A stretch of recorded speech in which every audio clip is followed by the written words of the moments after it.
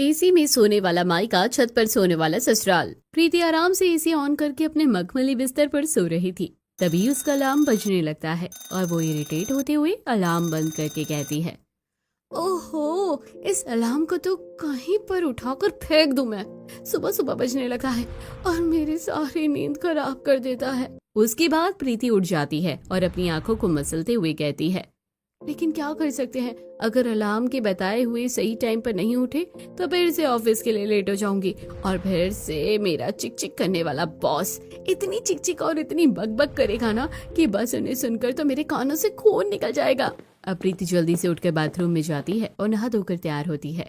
अपने ऑफिस की यूनिफॉर्म पहनने के बाद वो हाथ में घड़ी बांधती है और उसके बाद ऑफिस का बैग लेकर नीचे आ जाती है। बेबी जी, आप खाना खा लीजिए। ठीक है, लेकिन मम्मी पापा और भैया कहाँ पर है? आज सब जल्दी ही चले गए, उन्हें कुछ इम्पोर्टेंट काम था इसलिए। प्रीति नाश्ता करने टेबल पर बैठ जाती है, लेकिन अकेले उसका नाश्ता करने का बिल्कुल मन नहीं कर रहा था, इसलिए थोड़ा बहुत नाश्ता करने के बाद वो वहाँ से चली जाती है। वहीं दूसरी तरफ रोहन भी ऑफिस पहुँच जाता है। ऑफिस में पहुँचने के बाद प्रीति हर जगह रोहन को ढूंढ रही थी, तभी पीछे से रोहन आकर प्रीति को डरा देता है। आउच! ओहो रोहन, तुमने तो मुझे डरा ही दिया। तुम भी कितनी आसानी से डर जाती हो। अच्छा, तुम यहाँ क्या कर रही हो? मैं तुम्हें ही ढूंढ रही थी, मेरे होने वाले पतिदेव। मैंने तुमसे कितनी बार कहा है कि इस तरह का मजाक मत किया करो, यूं ही इस तरह की बातें करना अच्छा नहीं होता। अरे तो मैं मजाक कहाँ कर रही हूँ, मैं तो सच में सीरियस हूँ। तुम चाहो तो कभी भी मेरे घर पर बारात लेकर आ सकते हो। अरे बस करो, अपने मन में ख्याल पकाना बंद करो महारानी साहिबा, और चलो जल्दी से काम खत्म करते हैं। उसके बाद दोनों अपने कैबिन में काम करने लगते हैं और लंच के लिए प्रीति रोहन की कैबिन में जाती है और उसी के साथ बैठकर उसका लंच करती है। मानना पड़ेगा, तुम तो बहुत ही टेस्टी खाना लेकर आते हो। तुम्हारे खाने में जो अपनापन है ना और जो स्वाद है वो आज तक मुझे कहीं नहीं मिला। इसलिए तो मैं तुम्हारे लिए हमेशा एक्स्ट्रा खाना लेकर आता हूँ। अब तो मेरी भाभी को भी शक होने लगा है और कहती है कि आखिर किसके लिए इतना सारा लंच लेकर जाते हो। मैं कहता तो हूँ कि अपने दोस्तों के लिए, लेकिन मानती ही नहीं है। उन्हें लगता है कि मैं किसी लड़की के लिए लेकर जाता हूँ। तो उन्हें कौन सा गलत लगता है? उन्हें जो भी लगता है एकदम सही तो लग रहा है। इस तरह दिन गुजर रहे थे, दोनों की दोस्ती गहरी होती जा रही थी। प्रीति रोहन को बेहद पसंद करने लगी थी। जिस तरह रोहन उसकी केयर करता था वो सब प्रीति को बहुत अच्छा लग रहा था। प्रीति की फैमिली थोड़ी अमीर थी, वहीं दूसरी तरफ रोहन एक मिडिल क्लास फैमिली से था। रोहन शाम को ऑफिस का काम खत्म करने के बाद जब घर वापस आता है। आज घर में इतनी ज्यादा गर्मी क्यों हो गई और कूलर क्यों नहीं चल रहा है? अरे बेटा, आज सुबह सुबह ही नुकसान हो गया, इस कूलर की मोटर फूक गई, इसलिए कूलर नहीं चल रहा। और तेरा भाई भी अभी तक घर वापस नहीं आया, तो तू ही इसे लेकर जा और ठीक करवा दे। अरे मम्मी, हमें इसे दुकान पर ले जाने की जरूरत नहीं थी। अगर आप मुझे आज वैसे ही बता देती तो एक मैकेनिक है, मैं उसे कॉल कर देता और वो घर पर आकर इसे ठीक कर देता। मैंने तो कहा ही था तेरी माँ को कि तुझे फोन करते एक बार पूछ ले कि अभी हमें क्या करना चाहिए, लेकिन उसने बोला कि वो ऑफिस में है, उसे परेशान नहीं करना चाहिए। तो मैंने कौन सा गलत कहा था? मुझे क्या पता था कि अब वो घर पर आने लगा है, वरना पहले तो वो नट्टू हमेशा घर पर आने से मना कर देता था और कहता था कुछ भी ठीक करवाना है तो मेरी दुकान पर ही सामान लेकर आ जाना। अरे अब जमाना बदल रहा है तो जमाने के साथ साथ हमें भी बदलना चाहिए। बिल्कुल, हमें भी बदलती दुनिया के साथ खुद को बदल लेना चाहिए, इंसान से एलियन बन जाना चाहिए। इस तरह सब हंसने लगते हैं। सब हंसी मजाक कर ही रहे थे कि तभी थोड़ी देर बाद रोहन का बड़ा भाई यश भी जॉब से वापस आ जाता है और उसके बाद सब साथ में बैठकर खाना खाते हैं। आपके हाथों में तो कमाल है भाभी, बहुत अच्छा खाना बनाती हो। मेरे दोस्तों को भी आपके हाथ का खाना बहुत अच्छा लगता है। शुक्रिया। और रोहन, तुम बताओ, तुम हमेशा मेरे हाथ का बना खाना लेकर जाते हो, तुम्हारे दोस्तों को कैसा लगता है? हाँ भाभी, मेरे दोस्तों को भी बहुत अच्छा लगता है। और पवन को कैसा लगता है? हाँ, पवन को भी अच्छा लगता है, उसे भी आपके हाथ का खाना बहुत पसंद है। लेकिन पवन तो तुम्हारे ऑफिस में काम ही नहीं करता। ओ हाँ, मैंने इतना ध्यान नहीं दिया भाभी आपकी बात पर। अब ऑफिस के और घर के दोस्त इतने सारे कि मैं कंफ्यूज हो जाता हूँ उनके नामों से। इतने सारे दोस्तों के नाम में कंफ्यूज होते हो या फिर किसी और के ख्यालों में खोए रहने की वजह से तुम कुछ ज्यादा ही कंफ्यूज रहने लगे हो? उसके बाद रोहन शर्माने लगता है और उसका मुंह टमाटर की तरह लाल हो जाता है। इस तरह सब हंसी मजाक करते हुए खाना खा रहे थे और उसके बाद रोहन ने मैकेनिक को कॉल किया था, तो थोड़ी देर बाद वो भी वहां आ जाता है और उनका कूलर ठीक करने लगता है।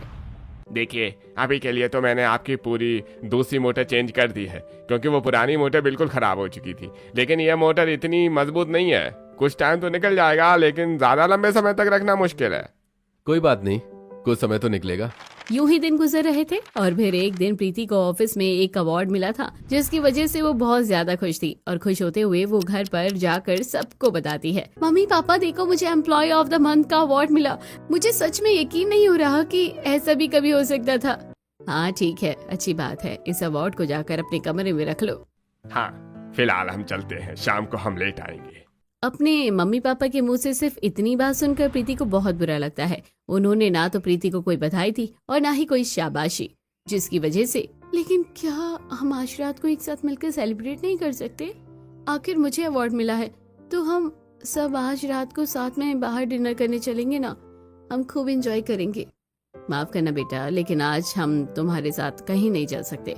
आज ऑलरेडी हमारा शेड्यूल फिक्स हो गया है और आज हम एक पार्टी में जा रहे हैं, तो तुम घर पर ध्यान रखना, खाना खा लेना। हो सकता है कि हम रात को लेट आएंगे। और तुम्हारा जो भी खाने का मन करे तुम बाहर से मंगवा कर खा सकती हो, या फिर अगर तुम्हारा मन करे तो तुम अपनी सहेलियों को आज रात को घर पर बुला सकती हो। उनके साथ तुम्हें जो एंजॉय करना है तुम कर सकती हो।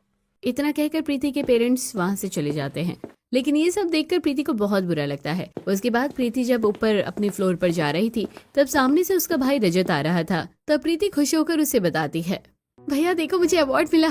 अरे वाह, ये तो बहुत अच्छी बात है, congratulations. Thank you so much भैया। अच्छा मैं कह रही थी, प्रीति आगे कुछ बोल रही थी कि तभी रजत का फोन बजने लगता है और वो हाथ से इशारा करके प्रीति को चुप होने के लिए बोलता है। रजत फोन उठाता है। ओ माय डार्लिंग, बताओ तुम क्या कर रही हो? क्या तुम अभी फ्री हो? चलो हम दोनों बाहर किसी रेस्टोरेंट में खाना खाने चलते हैं, मैं तुम्हें अभी पिक करने आ रहा हूँ। अपनी गर्लफ्रेंड से बात करने के बाद रजत कॉल कट करके कहता है, अच्छा प्रीति, मैं अपनी गर्लफ्रेंड के साथ बाहर जा रहा हूँ, तो तुम अपना ध्यान रखना। इतना कहकर प्रीति का भाई भी वहाँ से चला जाता है, जिसे देखकर प्रीति और भी ज्यादा उदास हो जाती है। अब तो भैया भी कितने ज्यादा बदल गए हैं। अब उनकी गर्लफ्रेंड जो बन गई है, इस घर में तो हर कोई मुझे भूला बैठा है। किसी को मेरे होने या ना होने से कोई फर्क नहीं पड़ता। ऐसा लगता है कि मैं ही बस जबरदस्ती सबसे बात करने की कोशिश करती हूँ, और या फिर मुझे इन लोगों से फर्क पड़ता है और इन लोगों को तो बस अपनी दुनिया में ही खुश रहना है। इस तरह प्रीति का मूड बहुत ज्यादा खराब हो जाता है और वो फ्रिज से आइसक्रीम निकालकर अपने कमरे में चली जाती है। अपने कमरे में बिस्तर पर बैठकर वो एसी ऑन करती है और साथ में टीवी चलाती है। प्रीति आराम से एसी में बैठकर आइसक्रीम खाते हुए टीवी देख रही थी, लेकिन फिर भी वो बहुत उदास थी, इसलिए वो रोहन को कॉल कर लेती है। हेलो रोहन, तुम क्या कर रहे हो? कुछ नहीं, बस अभी तो हम सोने की तैयारी कर रहे हैं। तुम बताओ क्या कर रही हो? मेरा तो बहुत ज्यादा मूड खराब हो रहा है। हाँ, तुम्हारी आवाज से ही लगा। बताओ क्या बात है?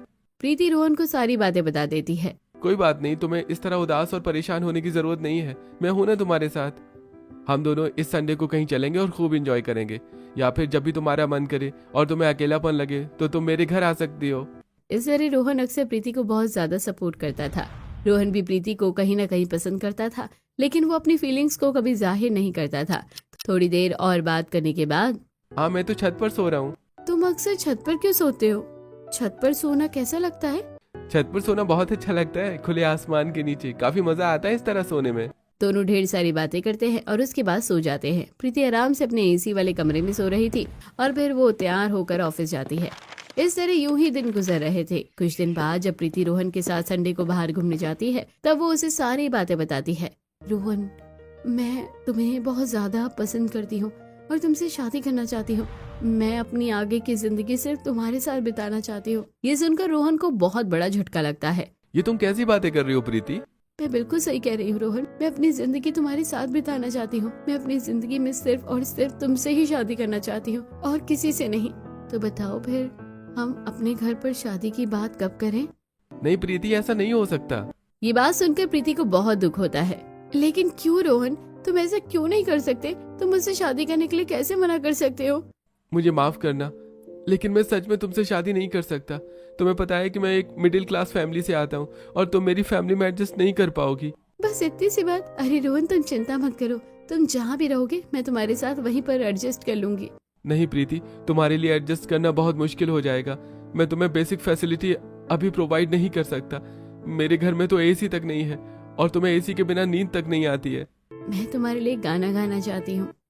इसके बाद प्रीति रोहन को प्रपोज करते हुए उसके लिए गाना गाती है।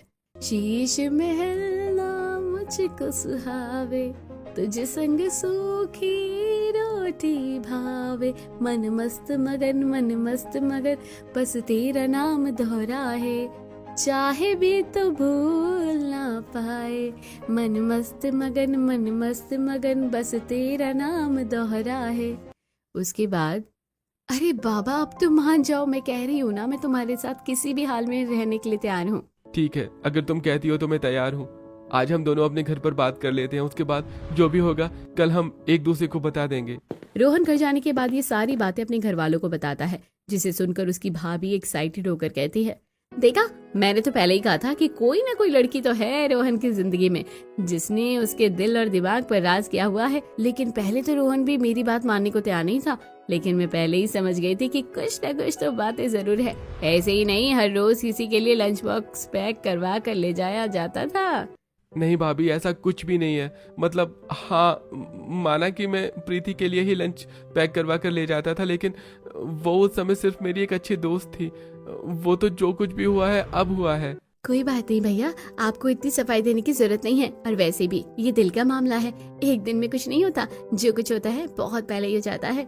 ठीक है बेटा, अगर तुझे लड़की पसंद है तो हमें भी कोई परेशानी नहीं है। एक तरफ रोहन ने अपने परिवार वालों को सब कुछ बता दिया था और उसके परिवार वालों को कोई परेशानी नहीं थी, लेकिन वहीं दूसरी तरफ जब प्रीति ने अपने परिवार में ये बात बताई तो हर किसी का अलग ही रिएक्शन था।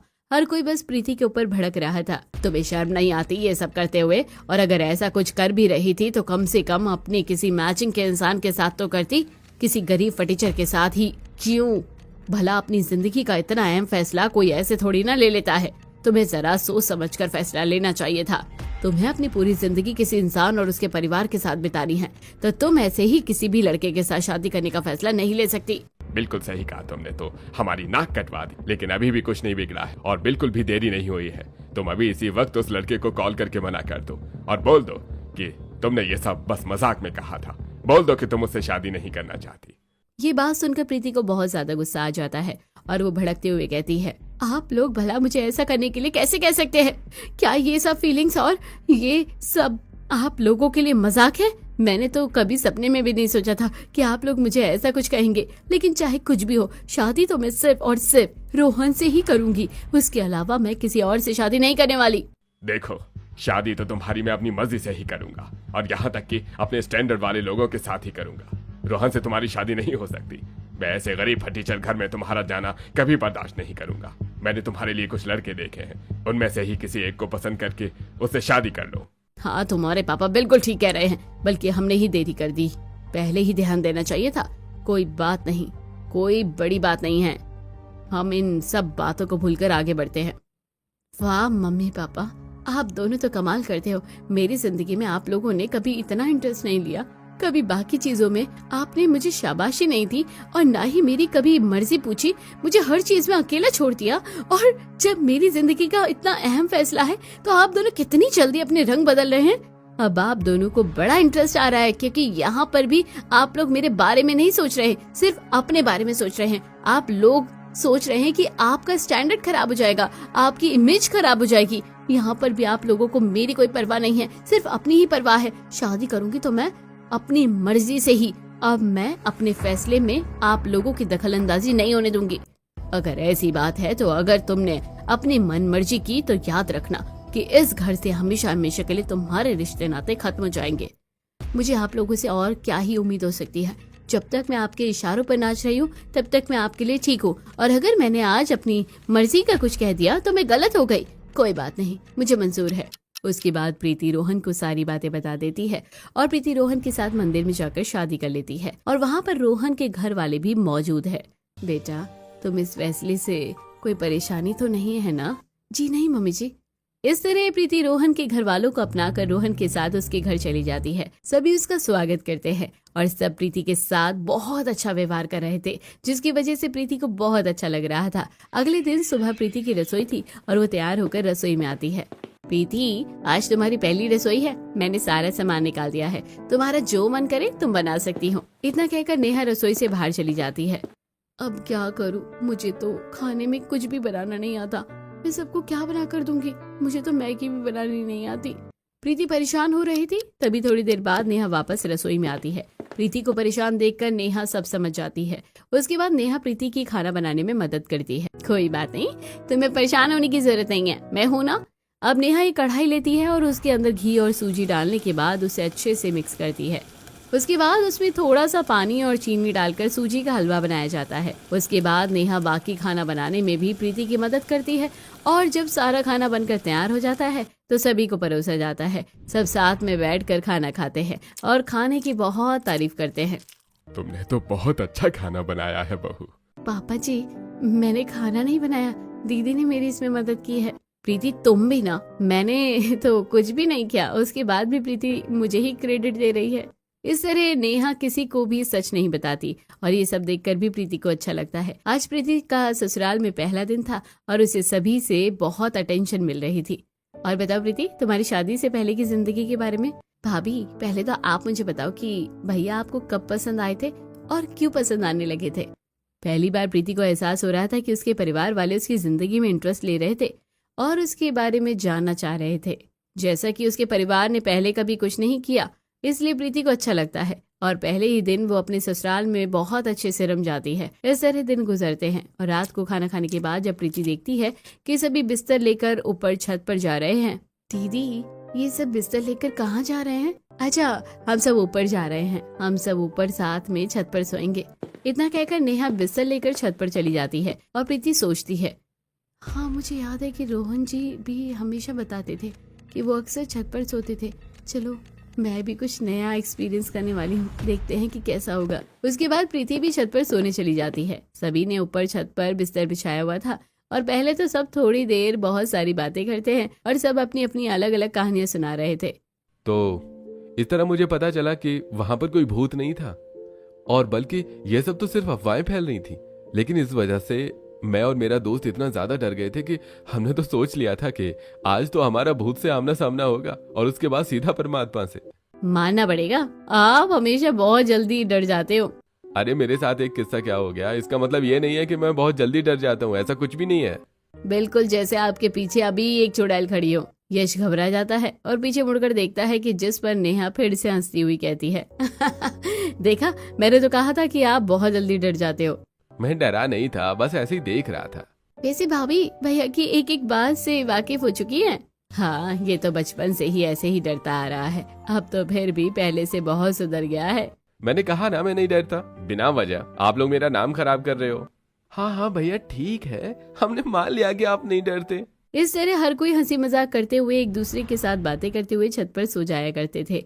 इतनी सारी हंसी मजाक करते हुए प्रीति को बड़ा अच्छा लगता है। लेकिन जब वो रात को सोने लगती है तो उसे नींद नहीं आती। और यार, मुझे तो यहाँ पर बहुत ज्यादा गर्मी लग रही है और ऊपर से फर्श भी ज्यादा सख्त लग रहा है। इस तरह तो मुझे नींद बिल्कुल भी नहीं आने वाली। कोई बात नहीं, कोशिश करती हूँ। उसके बाद प्रीति रात भर सोने की कोशिश करने लगती है लेकिन उसे नींद नहीं आती। वो बस करवटें बदलती रहती है। पूरी रात ना सोने की वजह से अगली सुबह प्रीति की आंखें लाल हो जाती है। क्या बात है प्रीति, तुम्हारी आंखें लाल क्यों हो रही है? कुछ नहीं, बस दीदी ऐसे ही।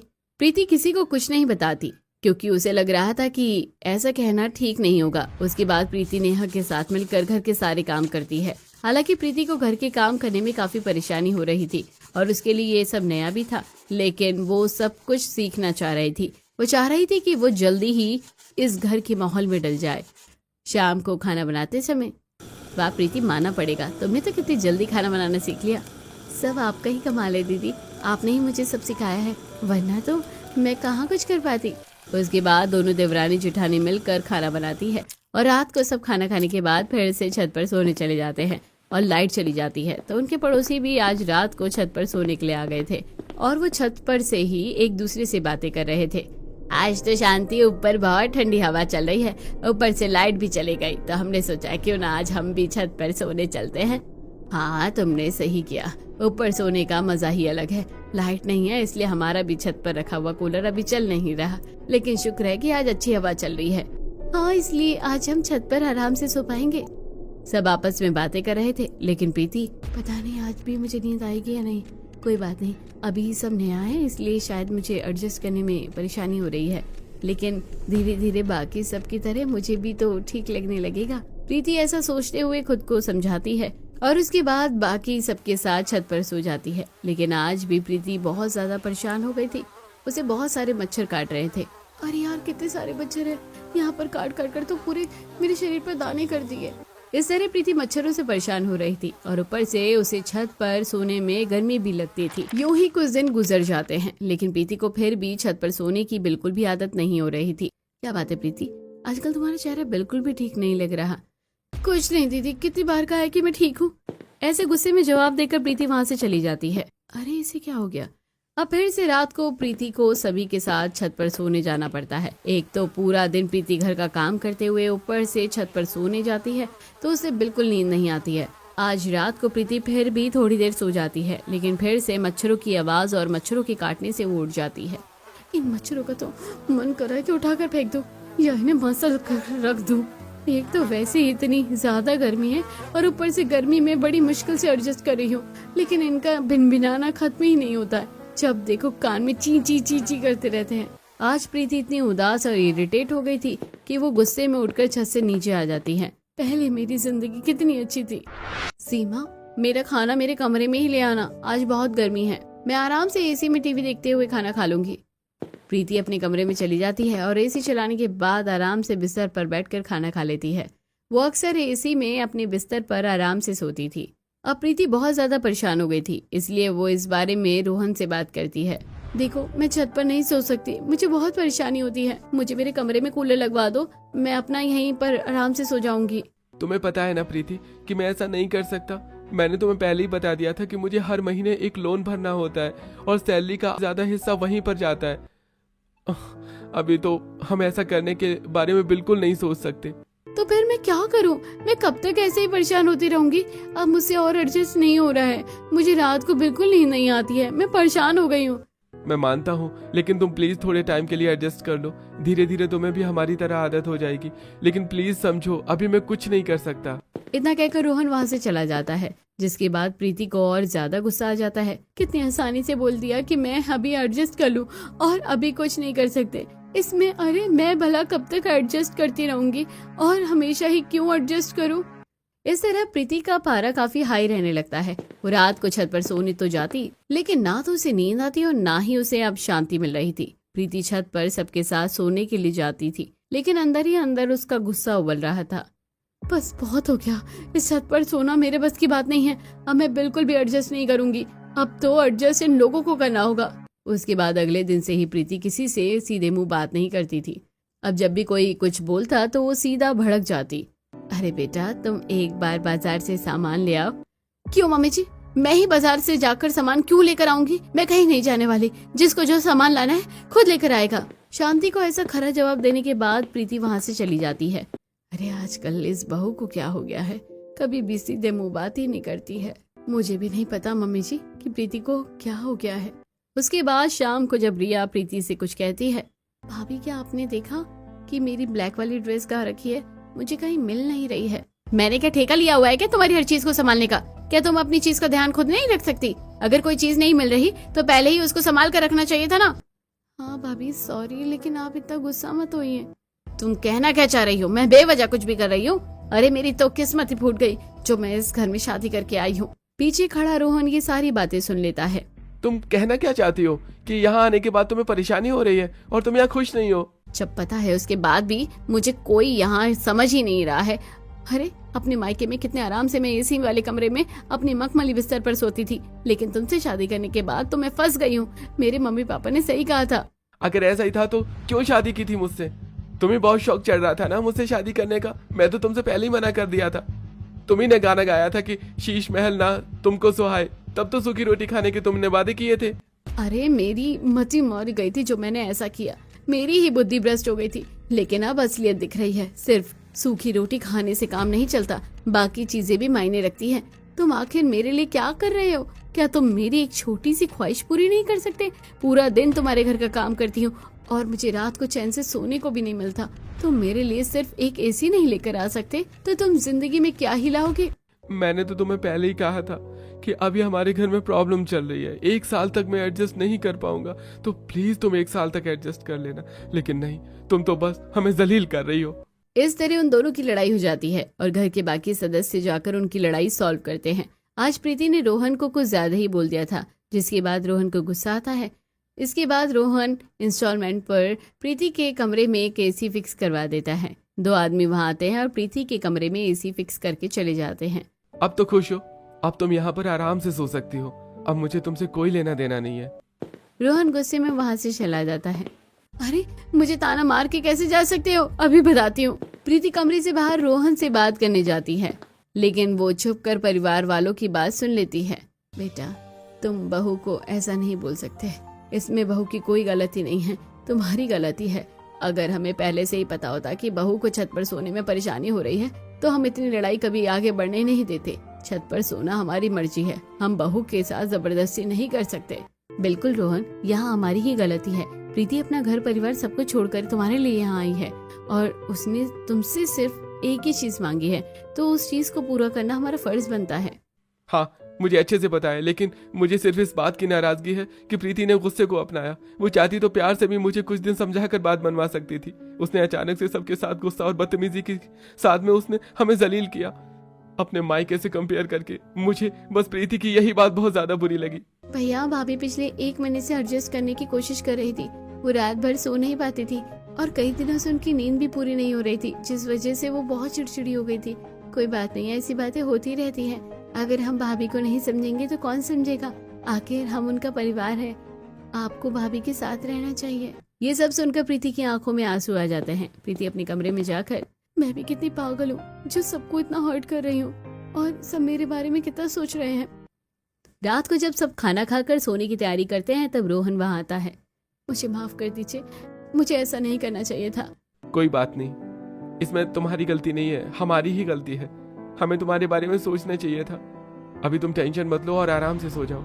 उसके बाद प्रीति और रोहन अपने कमरे में लगे एसी के सामने सोते हैं, लेकिन रात को जब प्रीति की आंख खुलती है तो देखते हैं कि वहाँ पर रोहन नहीं है। उसके बाद प्रीति उसको पूरे घर में देखती है, लेकिन उसे रोहन कहीं नहीं मिलता।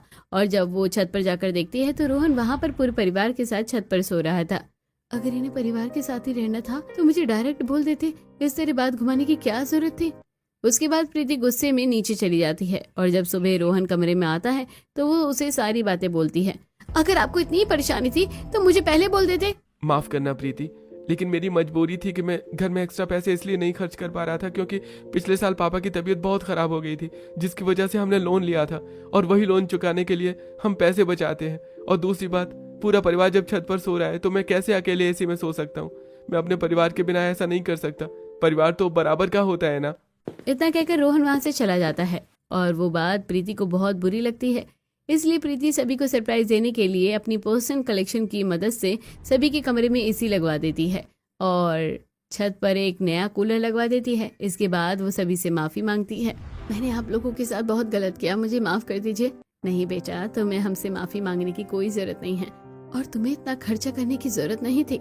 क्यों नहीं मम्मी जी, ये भी तो मेरा परिवार है। अब से हम सब हफ्ते में 2-3 दिन नीचे सोएंगे और 2-3 दिन ऊपर सोएंगे ताकि सब एक साथ एंजॉय कर सके। मुझे भी तुम्हारा आइडिया बहुत अच्छा लगा। अब इस तरह प्रीति अपनी गलती समझ जाती है और सभी के साथ वो आज कई दिनों बाद छत पर सोती है। उसके बाद रात को फिर से सभी एक साथ बातें करते हैं। तो कुछ इस तरह थी हमारी जिंदगी की कहानी। यूं हम मिले थे। अभी तो आगे की जिंदगी की कहानी और लिखनी है। बिल्कुल। इस तरह सब बात करके छत पर सो जाते हैं और जब उनका मन करता तो सब साथ मिलकर छत पर सोते या फिर कभी कभी अपने कमरे में एसी में सो जाते।